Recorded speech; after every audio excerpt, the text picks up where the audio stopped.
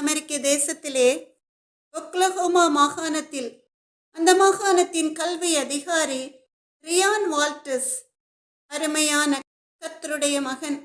அங்குள்ள ஸ்கூல்களுக்கெல்லாம் ஒரு கட்டளையை பிறப்பித்திருக்கிறார்.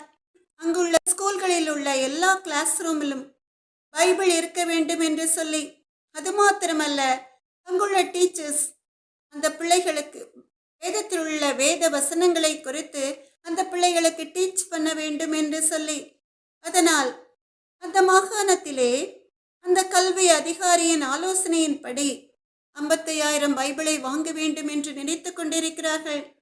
எனக்கு அன்பான தேவ ஜனமே, இவ்வளவு அருமையானது ஒரு காரியம் இல்லையா? அமெரிக்க தேசத்திலேயே ஒரு எழுப்புதல் என்றால் உங்களுடைய வாலிப பிள்ளைகளுடைய வாழ்க்கையிலும் கூட நிச்சயமாய் ஒரு எழுப்புதல் தீ பற்றி எரியும். அதற்காக நாம் ஜெபிப்போம். உங்கள் பிள்ளைகளை, வருங்கால சந்ததிகளை வேதத்தின் வெளிச்சத்திலே நாம் நடத்துவோம். ஆமென், அல்லேலூயா.